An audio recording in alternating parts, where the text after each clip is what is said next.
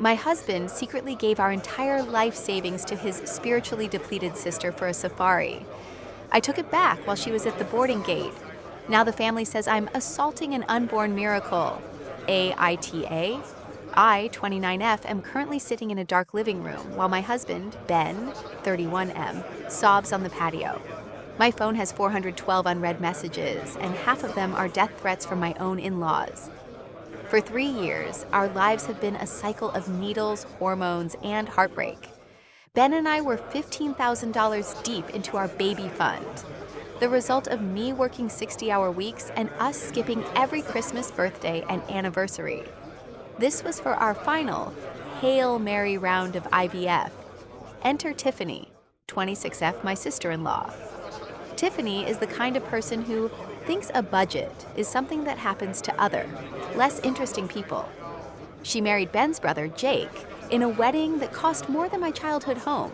But apparently, the $200,000 wedding left them too broke for the month-long 5-star Kenyan safari Tiffany needed for her soul. Last Tuesday, I went to check the interest on our baby fund. The balance was $0. I thought we'd been hacked. I was hyperventilating, calling the bank, ready to report a felony. That's when Ben walked in, looking like a kicked puppy. He confessed.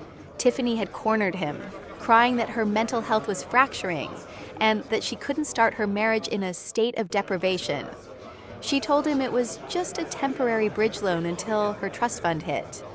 Ben, who has the backbone of a chocolate eclair when it comes to his sister, gave her our entire future. He didn't even ask me. He didn't want to stress me out. I didn't scream, I went cold. I called Tiffany. She sent me to voicemail and posted a photo of her Louis Vuitton luggage at the airport terminal with the caption, "Manifesting peace and wild dreams. Hashtag out of office, hashtag blessed." That's when I remembered the wedding glitch. During her wedding planning, Tiffany was so lazy she had linked my PayPal, which was connected to her personal checking account for reimbursements, to her primary travel app. She never unlinked it. I logged in. I didn't just see the $15,000. I saw that she had just received a massive $25,000 wedding gift transfer from her wealthy grandparents to cover their spending cash for Africa. In a moment of pure clinical rage, I didn't just take my $15,000 back. I initiated a reverse unauthorized transfer for the full $15,000, plus a $5,000 inconvenience fee. I figured consider it interest for the 3 years of my life she just tried to steal. The fallout was radioactive. Tiffany was literally in the boarding queue at Heathrow when her transaction for the first-class upgrade was declined. Then her hotel deposit bounced. Then her credit card was flagged. They were stranded in London with no way to get to Kenya and no way to pay for a flight home. Jake called Ben, screaming that they were being treated like criminals in the terminal. Tiffany was heard wailing in the background that I had murdered her spirit. They had to fly back in economy 3 days later, looking defeated, but the grand finale was waiting. The family held an emergency intervention at my mother-in-law's MIL house. Tiffany walked in, clutching her stomach. She announced that she is pregnant, but not just pregnant. She's pregnant with a family legacy baby.